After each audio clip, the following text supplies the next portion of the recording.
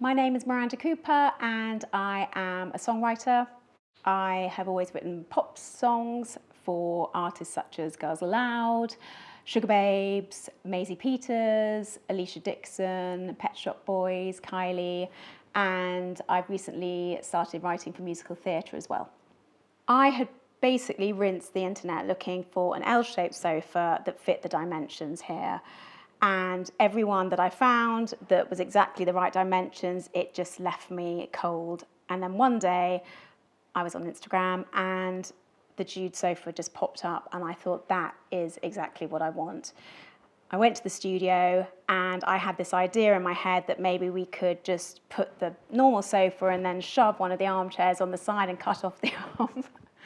And Nick said, I think that might compromise the proportions and the shape, but my heart was so set on it. He said, let me go away and have a little think, which made me want it even more.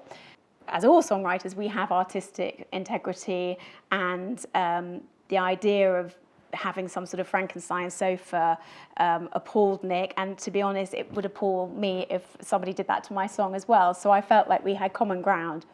The British Design Shop occupies a really unique space because you've got your sort of high street furniture stores, and then you've got your quite intimidating, super high-end furniture stores. And the sort of design that you normally see at somewhere like the British Design Shop, it normally comes with a little bit of ego. And it's so lovely that everyone throughout the whole process has been so down to earth and just sort of guiding me through, as opposed to trying and flogging me, this and that. And actually Nick was great because he was saying gently at the beginning, perhaps this one will more suit your needs because it's much easier to make and actually it's probably going to be a bit cheaper for you. And but no, I had my heart set on this one.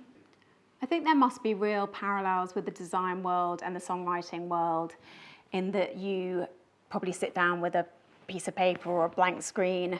We go into the studio with nothing more than a little idea in our heads, and it's a bit of a leap of faith. At some point, somebody says a word, you catch the word, you get pulled along, it's scary, it's exhilarating, goes off a little bit sometimes, and then at the end of the day, you walk out with this song. And I think in the same way as then hearing an artist sing the song, or see it on the stage in the West End, seeing this beautiful piece that came out of somebody's head and that wasn't necessarily at first, possible, but everyone, I think, just trusted in the process and took their time. I think it's about taking as long as you need as well. Some songs take, one day, and some take months to really finesse. And I just think I love the fact that every single process is actually quite different, and you just kind of have to go with it and hold your nerve. So when I went to the studio for the first time and I spoke to Nick and he explained their whole ethos, I was completely captivated, and it felt so aligned with the sort of ethos we've had at Xenomania, and me as a songwriter by myself anyway, not to compromise, to just do what you believe in, not follow the herd.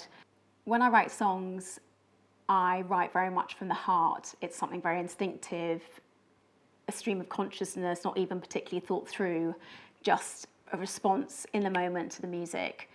And I feel like I filled my house with things that I've connected to in the same way. And I feel the same way about this very special piece.